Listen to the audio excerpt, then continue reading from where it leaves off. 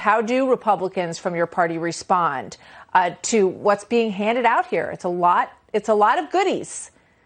It's a lot of goodies, and people don't realize the price tag. And that's our job to let them know, you're paying more at the pump right now because Joe Biden just removed our energy infrastructure. He didn't talk about jobs for those thousands of people that lost their jobs.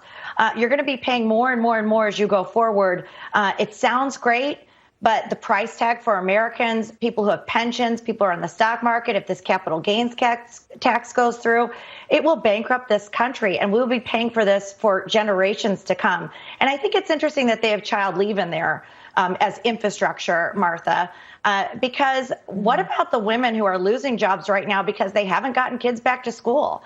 Biden made a promise that 100 days in, our kids would be back to school. 50% of schools right now still don't have those kids back in.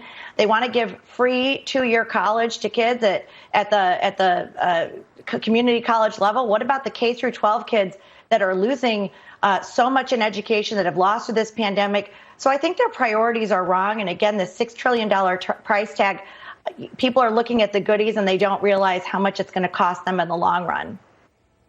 Yeah, when you look at, you just mentioned the paid family leave, it would be about $4,000 a month for 3 months, or as high as $4,000. So that money would be coming from the government. But you think about the impact on businesses, because the list of things that you could take that time off for, Rana, and I think about small business owners, you could take off 3 months from your job for a new child, an ill family member, to recover from a health issue, to deal with a family member's military deployment, to recover from a serious illness, to address domestic violence, or take time off following the death of a loved one. I would imagine that there's going to be a lot of companies, Rana, who are going to have somebody out on that family leave, probably a few employees, for a good chunk of the year, if that's true.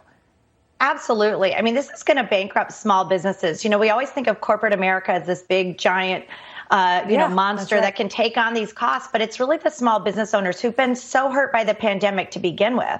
Restaurant owners who can't get people back to work right now because they're getting more in unemployment benefits and the stimulus checks than they are making at work. You've got so many small businesses that have been decimated, on top of women, by the way, who've lost 4.8 million jobs during this pandemic because they've had to take off because of daycare issues. So you know what? There's a real simple fix.